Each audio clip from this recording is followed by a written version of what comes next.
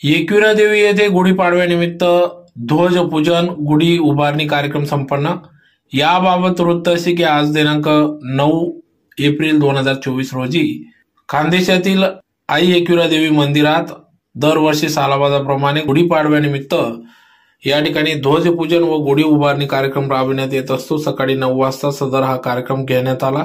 तर यावेळेस पूजा आरती करत अतिशय भक्तिमय वातावरणात गुढी उभारणी कार्यक्रम या ठिकाणी पार पडला। तर यावेळेस या कार्यक्रमाप्रसंगी या ठिकाणी ॲडव्होकेट निलेश पाठक, सपत्नीक निशा पाठक, चिरंजीव कृष्णा पाठक यांच्या हस्ते या ठिकाणी ध्वजपूजन करून गुढी उभारण्यात आली। यावेळी या ठिकाणी तर आजपासून या ठिकाणी अतिशय भक्तिमय वातावरणात विविध कार्यक्रमांचे आयोजन एकविरा देवी मंदिर ट्रस्टच्या वतीने करण्यात येत असते। यासाठी सर्व एकविरा देवी मंदिर ट्रस्टचे विश्वस्त संचालक मंडळ या ठिकाणी कार्यरत असते। तर याबाबत अधिक माहिती येथील एकविरा देवी मंदिर ट्रस्टचे विश्वस्त सोमनाथ गुरव यांनी अधिक माहिती दिली।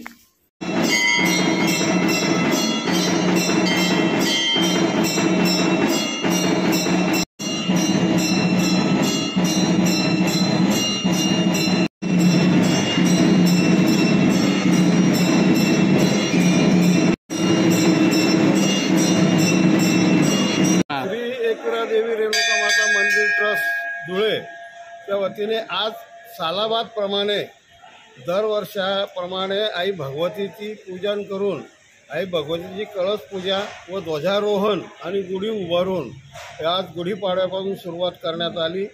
आणि आज या ठिकाणी धुळे हिंदू नववर्ष निमित्ताने सकाळी 8 वाजेला सर्व हिंदू बांधवांची आई एकविरेच्या पालखीसोबत सगळ्यांची मोठ्या प्रमाणात शोभायात्राला सुरुवात झाली। त्याचप्रमाणे आई भगवतीची आजपासून तर नवमीपर्यंत नवरात्र उत्सव सुरू झाला। नवरात्र उत्सवानंतर आई भगवतीची 22 तारखेपासून यात्रेला सुरुवात होणार आहे।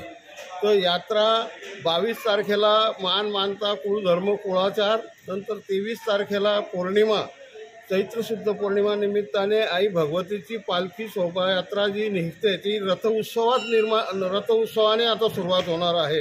यावर्षी रथाचा मार्ग जुन्या धुळ्यातनं निघणार आहे आणि रथसुद्धा लवकर निघेल, कारण आज मार्ग मोठा प्रमाणात वाढला आहे, मार्ग मोठा झालेला आहे।